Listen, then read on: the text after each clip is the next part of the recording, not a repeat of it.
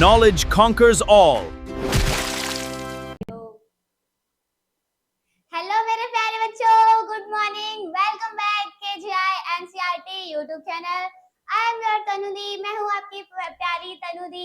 आज मैं आपकी कक्षा 7वीं का पाठ्य पुस्तक मल्हार का पहला चैप्टर लेकर आ चुकी हूँ, जिसका नाम है माँ कहे एक कहानी, यानी माँ मुझे सुना दे एक कहानी। तो यह एक कविता पर आधारित है। तो आइए देखते हैं कि इस कविता में क्या है जो माँ कहे कहानी से ही समझ आ रहा है ना कि कोई बेटा या कोई बोल रहा है उन्हें कहानी सुनाने के लिए।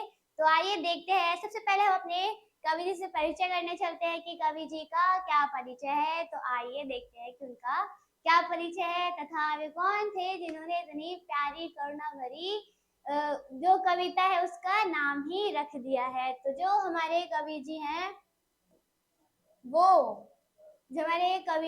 वह एक राष्ट्र कवि है और तथा उनका नाम मैथिली शरण गुप्त है, जिनका जन्म 1886 में हुआ था तथा जो उनका मृत्यु है वह 1964 में हो गया था। तो देखते हैं ये क्या क्या इनका जीवन जो रहा है।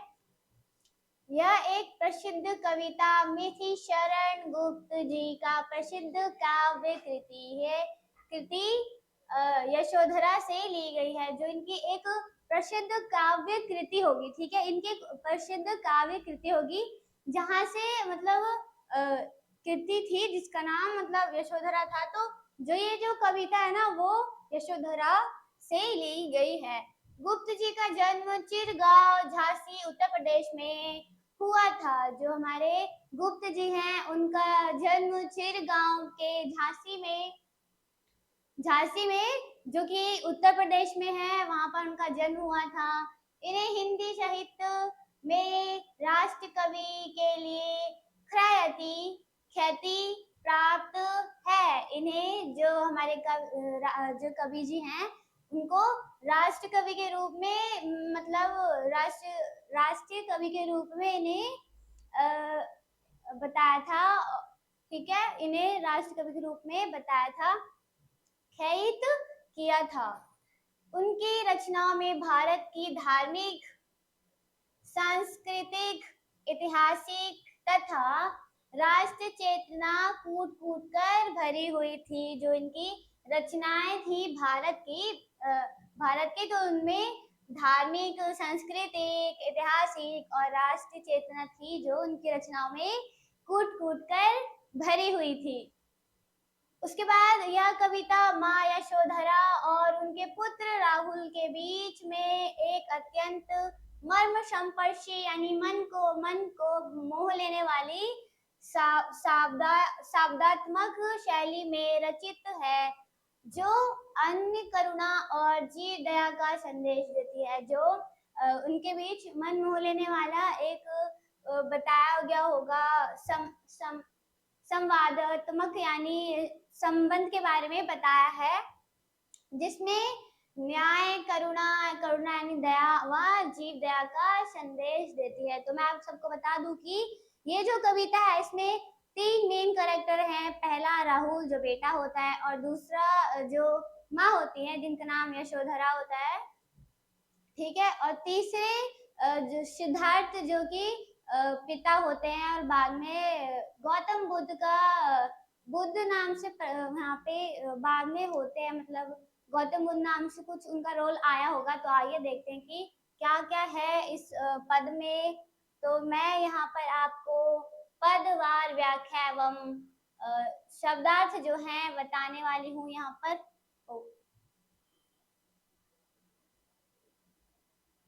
तो बच्चों ध्यान से सुनिएगा कि इस कविता में क्या क्या है।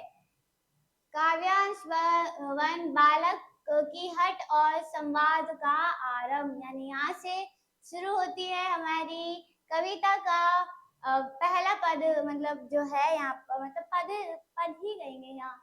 तो यहाँ शुरू होता है हमारा पहला पद। तो बच्चों ध्यान से सुनिएगा, वीडियो को लाइक जरूर कीजिएगा ताकि मैं और आपके लिए 7th कक्षा की और वीडियोस लेकर आ पाऊँ। ठीक है, तो माँ कहा एक कहानी, बेटा समझ लिया कि तूने मुझको नानी। यहाँ पर जो बेटा होता है वो कहता है माँ मुझे एक कहानी सुनाओ। तो जो माँ होती है वो कहती है बेटा क्या समझ लिया तूने मुझको नानी।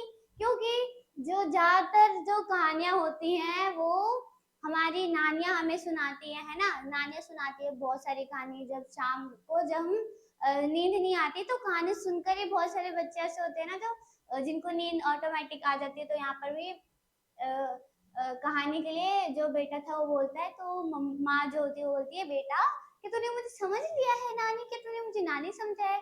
बड़े प्यारे से मतलब थोड़ी सी मस्ती मजाक करते हुए यहाँ पर थोड़ी सी चंचल बनकर उनकी माता जो है उन्होंने बोला क्या तू मैं तुम्हारी नानी हूँ जो मैं तुम्हें कहानी सुनाऊं।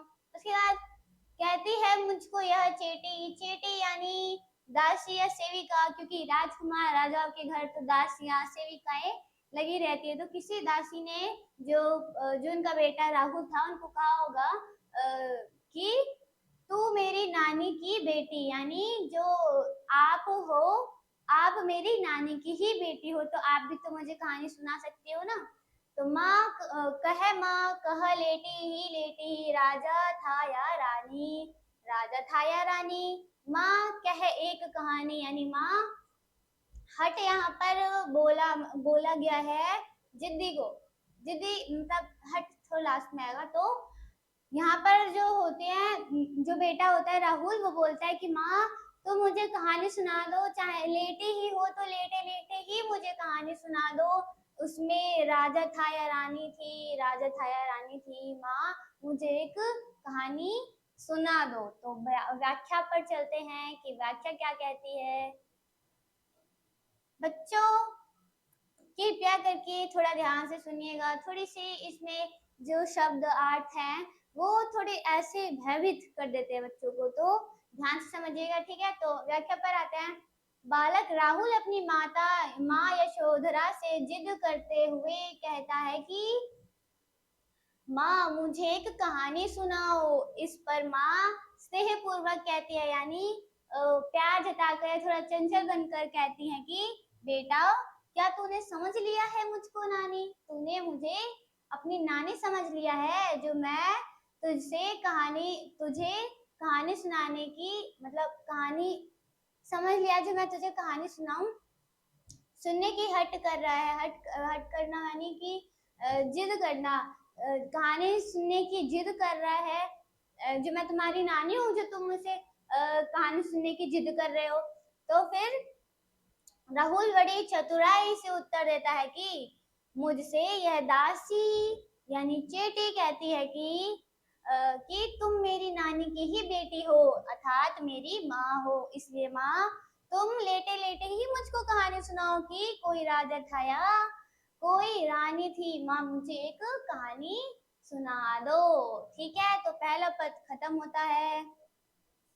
आगे देखते हैं कि माँ उसे कहानी राहुल को कहानी जो होती है वो सुनाती है या नहीं सुनाती। क्या माँ भी जो पुत्र है उसकी तरह हट होती है या नहीं। तू है हटी मन मान भरा सुन उपवन में बड़े सवेरे तत् भ्रमण करते तेरे जहां सुराही मनमानी। यानी यहाँ पे वो माँ जो माता होती है हटी यानी जिद्दी और मानधर यानी सम्मान रूपी धन या पुत्र के लिए प्रयुक्त स्नेह शब्द बोलकर बोलती हैं कि तुम इतने जिद्दी हो ही तो मुझे सुनानी ही पड़ेगी तो सुनो। सुनो उपवन में बड़े सवेरे यानी जो बाग है बहुत ज्यादा सुबह अर्ली यानी बहुत सुबह। तत् यानी यहाँ पर पिता को कहेंगे, तत् यानी पिता को कहेंगे। ब्रह्मांड यानी घूमना, ब्राह्मण यानी घूमना। तो जो बहुत सुबह तुम्हारे जो पिता होते हैं वो बाग में घूम रहे होते हैं तभी जहाँ सुरभि मनमानी, सुरभि कहेंगे सुगंध या खुशबू को, तो वहां पर चारों तरफ एक सुगंध या खुशबू सी फैली हुई थी जहाँ सुरावी मनमानी। तो यहाँ पर बेटा कहता है कि जहाँ सुरभि मनमानी या जहाँ सुरभि मनमानी जहाँ पर खुशबू सुगंध चारों ओर फैली हुई थी। हाँ माँ, यही कहानी। तो वो बोलता है कि अच्छा, जहाँ पर सुगंध आ रही थी, चारों तरफ सुगंध थी जो फैली हुई थी, हाँ माँ, मुझे यही कहानी सुननी है। फिर वर्ण वर्ण के फूल खिले थे, यानी चारों तरफ मतलब अलग अलग फूल खिले हुए थे। झलमल कर हिम बिंदु झिले थे। हिम बिंदु कहेंगे ओस की बूंदों को हम लोग यहाँ पे हिम बिंदु कहेंगे यहाँ पे ओस को हम लोग। तो पहले क्या हुआ था, जहाँ पर चारों तरफ खुशबू सुगंध फैली हुई थी, दूसरे में अलग अलग प्रकार के फूल चारों तरफ खिले हुए थे, तथा तीसरे में चमकदार चमकदार जो ओस थी, ओस की बिंदु वहां पर दिख रही थी। ठीक है। हल्के झोंके हिले हिले हिले मिले थे, लहराता था पानी, यानी वहां पर कोई तालाब या होगा तो वहां पर जो लहरा रहा था पानी वो दिखता है। उसके बाद वो बेटा जो होता है वो राहुल, वो बोलता है लहराता था पानी, जहाँ पर लहरा रहा था पानी। हाँ हाँ, यही कहानी, यानी यही कहानी मुझे सुननी है। तो यहाँ पे व्याख्या में देखते हैं क्या लिखा हुआ है। व्याख्या में पुत्र की हट देखकर यानी जिद देखकर माँ यशोधरा कहानी शुरू करती है कि सुनो मेरे प्यारे हटी बेटे, सुनो मेरे प्यारे जिद्दी बेटे, सुनो। ठीक है। एक समय की बात है, बहुत सुबह तुम्हारे पिता यानी तत् जो है पिता को कहा गया है, तो जो ये बहुत सुबह तुम्हारे पिताजी बगीचे में घूम रहे थे, जहाँ चारों ओर मनमोहक सुगंध फैली हुई थी। हर चारों ओर सुगंध फैली हुई थी, तथा राहुल उत्साहित होकर कहता है, जहाँ चारों ओर सुगंध फैली हुई थी, हाँ माँ, मुझे यही कहानी सुननी है। फिर माँ आगे कहती है कि बगीचे में रंग बिरंगे फूल खिले थे, यानी बगीचे में रंग बिरंगे इधर उधर फूल खिले हुए थे, जिन पर ओस की बूंदें झिलमिला रही थी, यानी जो पेड़ मतलब जो फूल खिले हुए थे उनके ऊपर ओस की बूंदें गिरी हुई थी जो बहुत चमक रही थी। उसके बाद हवा में हल्के हल्के झोंके चल रहे थे, यानी हवा में हल्के हल्के झोंके थे, कभी वो तेज चलती तो कभी धीरे चलती। और तालाबों में पानी लहरा रहा था। ठीक है। जो तालाब था उसमें पानी लहरा रहा था।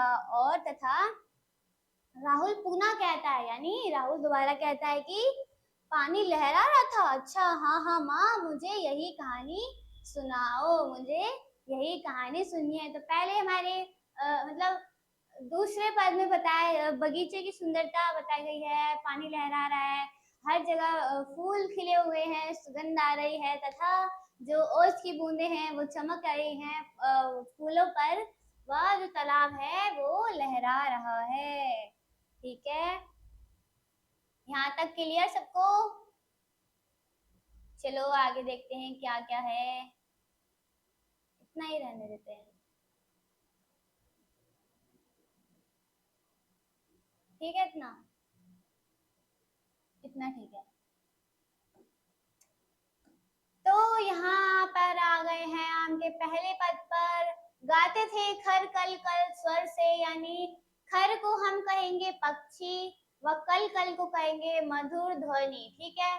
तो बगीचे में पक्षी मधुर आवाज से गा रहे थे। ठीक है। उसके बाद सहसा एक हंस ऊपर से गिरा, यानी अचानक से एक हंस कहीं से गिरा। हंस जो व्हाइट कलर का होता है, देखा क्या कभी किसी ने? एक बार सर्च करके देखना कि हंस किसे कहते हैं। तो अचानक से मतलब वहां पे जो बगीचे में पक्षी मधुर आवाज में गा रहे थे। ठीक है। फिर अचानक से एक हंस ऊपर से गिरता है। उसके बाद खर शर विद्ध होकर खर शर से हुई पक्ष की हानि, यानी विद्ध कहेंगे बिंधा हुआ, यानी घायल को कहेंगे।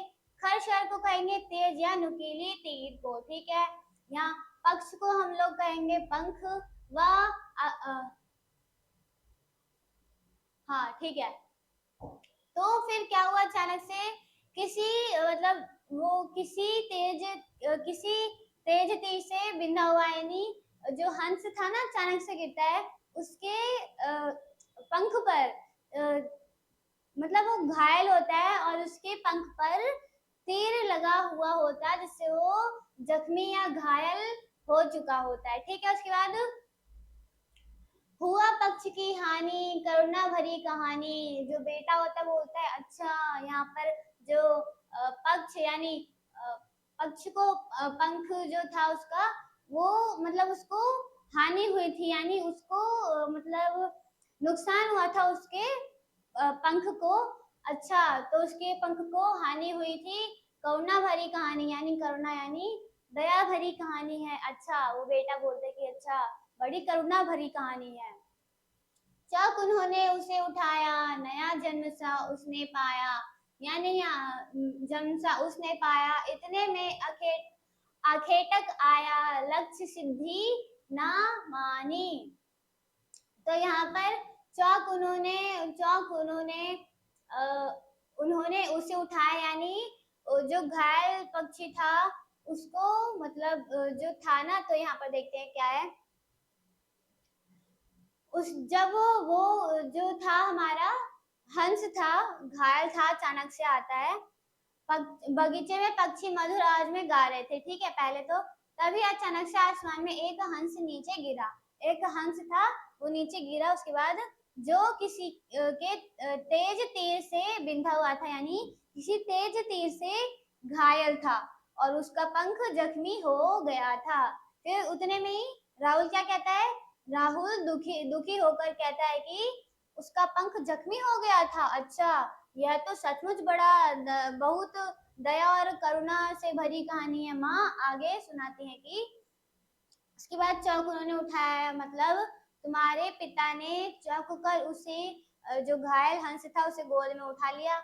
जो उनके पिताजी थे सिद्धार्थ, उन्होंने चौंक कर जब उसे घायल देखा, चौंक कर उन्होंने हंस को गोद में उठा लिया। उसके बाद उनके छूते ही हंस को मानो नया जीवन मिल गया हो, यानी उनके हंस को छूते ही उस हंस को ऐसा लगा जैसे उसे कोई नया जीवन मिल गया हो, यानी नया जन्म सा उसने पाया। उसके बाद अखेटा यानी शिकारी को कहेंगे, वह लक्ष्य सिद्धि का मानी, यानी यहाँ पर अभी आएगा, ठीक है। उसी समय वहां एक शिकारी आया, यानी इतने में अखेट का अरे अखेट थोड़ा अच्छे से पढ़ते हैं, ठीक है। अखेटक, उतने में एक अखेटक आया, यानी एक शिकारी आया। लक्ष्य सिद्धि का माने, यानी जिसे अपने अचूक निशाने पर बहुत घमंड था, यानी कोई शिकारी था जिसे अपने निशाने पर अत्यधिक घमंड था। वो आया होगा उस हंस को देखने की उसका निशाना ठीक लगा है कि नहीं, ठीक है। वो आया, उसके बाद देखते क्या हुआ। आया, उसके बाद लक्ष्य सिद्धि का मानी। फिर उसका बेटा बोलता है अच्छा, लक्ष्य सिद्धि का मानी। राहुल कहता है कि निशाने का घमंडी। अच्छा, यह तो कोमल और कठोर भावनाओं के बीच की कहानी है। फिर जो हमारा राहुल होता है वो बोलता है अच्छा, उसको निशाने का घमंडी जो शिकारी है, अच्छा, तो वो कोमल और कठोर भावना के बीच की कहानी है, वैसे सोचता है, ठीक है। कोमल कठिन कहानी, यानी बहुत कोमल व कठिन कहानी है। एक तरफ क्या है, शिकारी है, तथा दूसरी तरफ है हमारे सिद्धार्थ जी जो कि राजकुमार हैं, वह राहुल के पिताजी हैं, ठीक है। तो ये सारा कुछ जो भी है वो माँ थी जो कहानी सुना रही थी राहुल को, ठीक है। तो इसमें जो उसके पिताजी होते हैं वो मेन कैरेक्टर होते हैं। तो आगे देखते हैं क्या वो शिकारी उसे छीनता है या नहीं छीन पाता, ठीक है।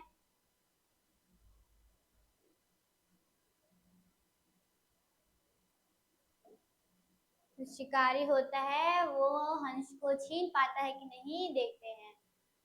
मांगा उसने अहित पक्षी तेरे तात किंतु दे रची। तब उसने जो था खग भक्षी हट करने की ठानी, यानी आहत यानी घायल, रक्षी यानी रक्षक बचाने वाला। अग भक्षी मतलब खग भक्षी को कहेंगे पक्षियों का मांस खाने वाला। ठीक है, तो यहाँ पर क्या होता है, शिकारी ने तुम्हारे पिता के घायल पक्षी को अपना शिकार बताकर मांगा। शिकारी जो होता है वो नहीं, यहाँ पर पहले जानेंगे कि यशोधरा जो है वो कहती है कि पहले शिकारी ने, वो बताती है अपने बेटे को कि शिकारी ने तुम्हारे पिता से उस घायल पक्षी को अपना शिकार बताकर मांगा। शिकारी था जिसने उसको वो तीर मारा था, तो उससे वो घायल हो गया। तो जो वो पिताजी थे वो उससे घायल पक्षी को अपना शिकार मानकर मांगते हैं। ठीक है, परंतु लेकिन तुम्हारे पिता तो उस जीव के रक्षक बन चुके थे, यानी उनमें दया थी, इसलिए वो उस घायल पक्षी के रक्षक बन चुके थे ताकि वो उसे ठीक कर सके। ठीक है, उसके बाद हट करने की ठानी, अब बढ़ चली कहानी। ठीक है, उन्होंने जिद पकड़ ली थी कि वो अब उसे नहीं देंगे। तब उस पक्षी भक्षी शिकार ने पक्षी को जबरन लेने की जिद पकड़ी, यानी जबरन यानी जबरदस्ती लेने की जिद पकड़ी। ठीक है, जो था खड़भक्षी हट करने की ठानी, यानी जो खड़भक्षी जो शिकारी था उसने जबरदस्ती उस पक्षी को लेने की ठानी। इसके बाद राहुल कहता है कि शिकारी ने जिद पकड़ ली।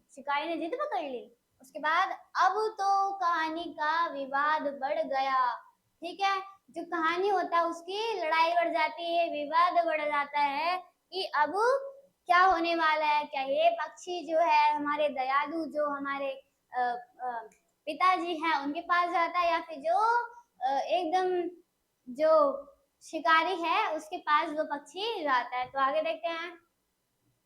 हुआ विवाद सदय निर्दय में, उभय अग्राही थे स्विषय में, गई बात सब न्यायालय में, सुनी सभी ने जानी, सुनी अभी ने जानी, व्यापक हुई कहानी। यानी यहाँ पर जो दया निर्दय है इसको हम कहेंगे दयालु, और दयाहीन शिकारी देव यानी देवदत्ता। ठीक है, उभय अग्राही जो है उसको हम लोग कहेंगे दोनों ही अपनी अपनी बात पर अड़े रहे, यानी वो जो पिता थे वो कहते हैं मैं लूंगा, तथा जो दूसरा शिकारी था वो कहता है कि मैं लूंगा। तो दोनों में मतलब अपनी अपनी बात के लिए वो लोग अड़े रहे कि मैं लूंगा तथा मैं लूंगा। तो आगे माँ कहती हैं कि इस प्रकार दयालु और निर्दय के बीच भयंकर बहस छिड़ गई, यानी इतने में ही दयालु व निर्दयी यानी दयालु सिद्धार्थ जो उसके पिताजी थे तथा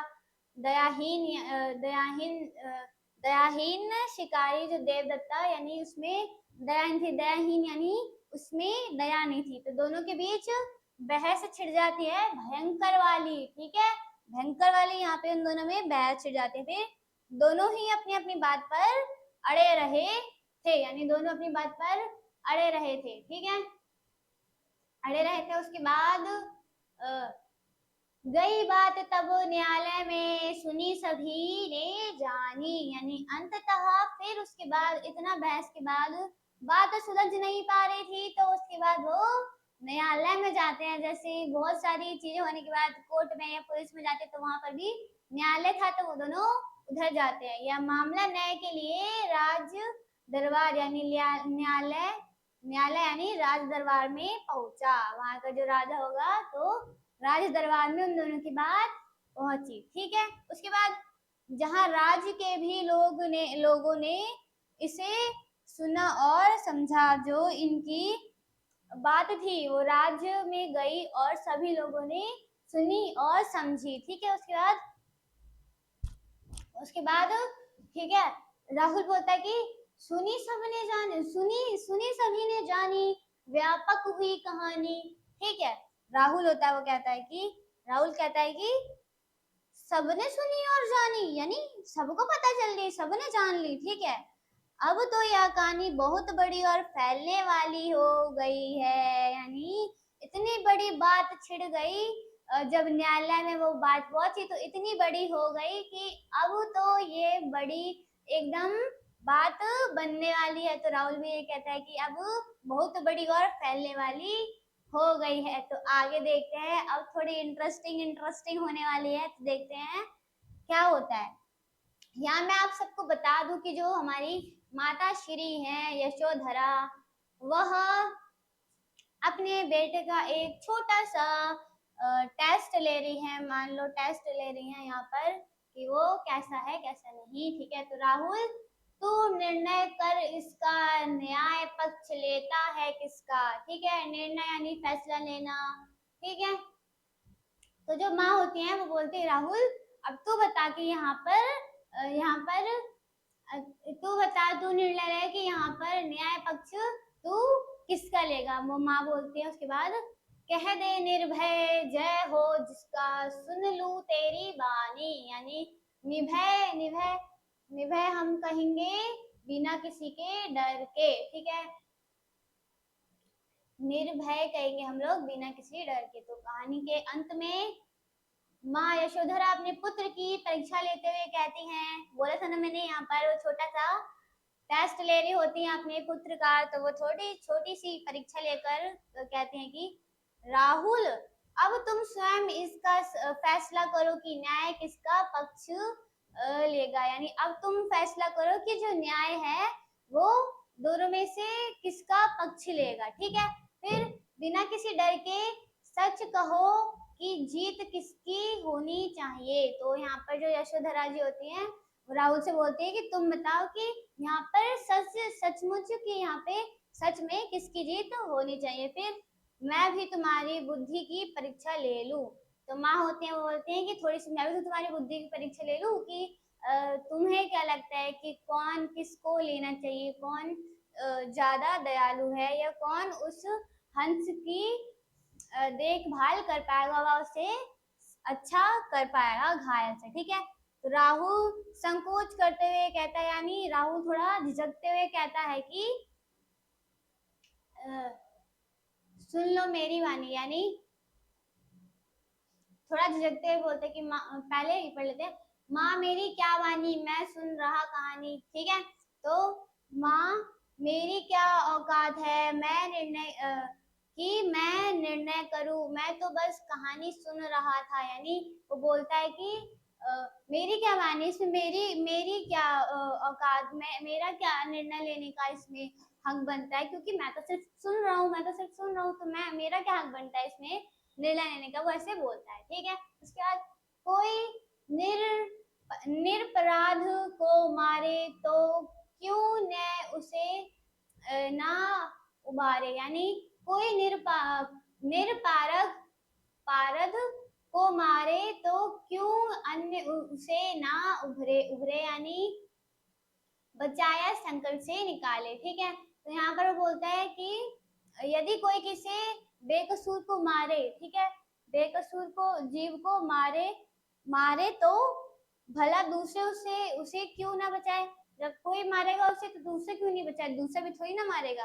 वो बोलता है ऐसे कि लेकिन यदि कोई किसी बेकसूर यानी निरपराध जीव को मार रहा हो तो भला दूसरे उसे क्यों ना बचाए, भला दूसरे क्यों नहीं बचाए। ठीक है, रक्षक पर भक्षक को बारे न्याय दया का दानी। यानी बारे यानी कहा गया है यहाँ पर श्रेष्ठ मानना या फिर न्योछावर करना। यानी न्योछावर करना यानी जो उसका साइड लेना हो गया एक तरह से।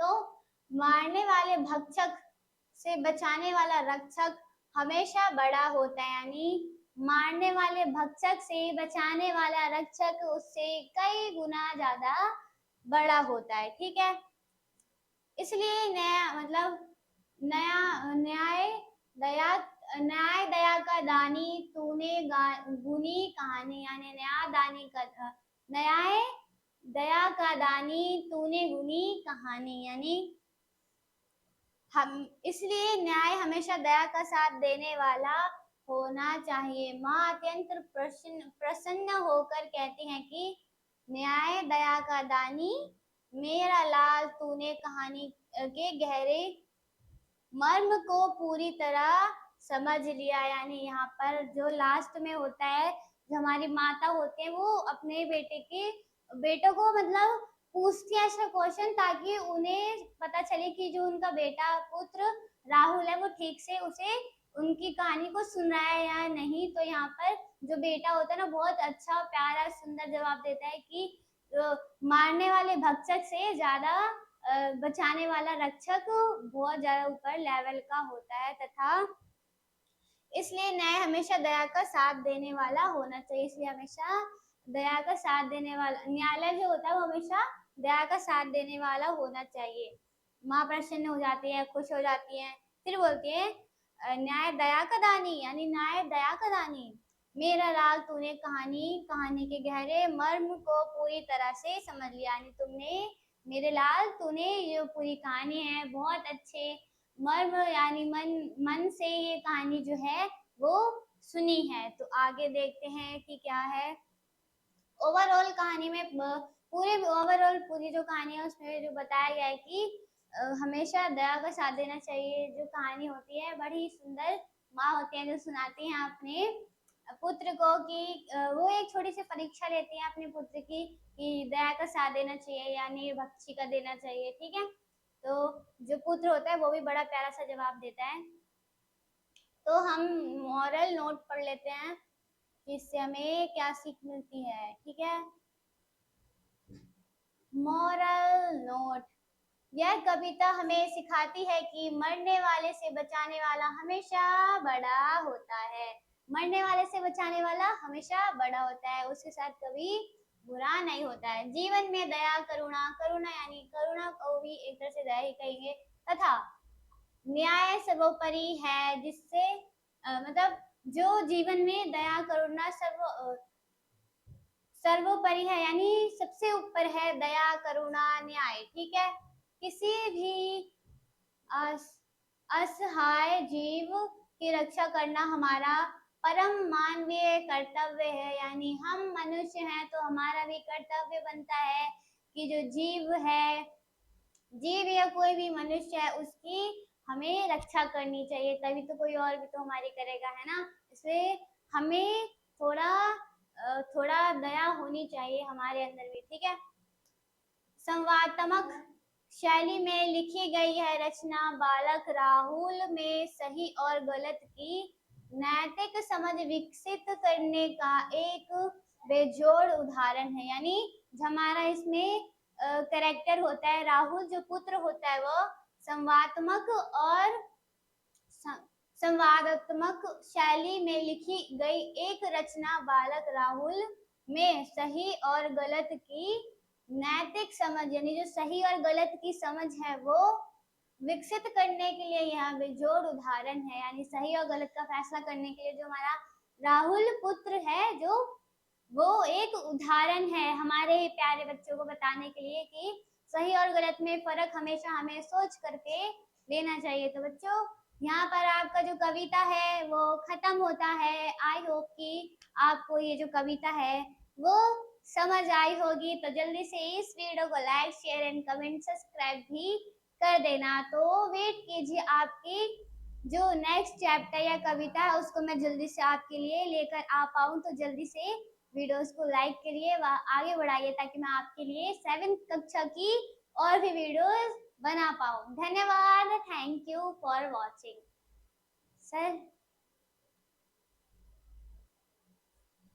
स्टॉप कर दो, सर स्टॉप कर दो।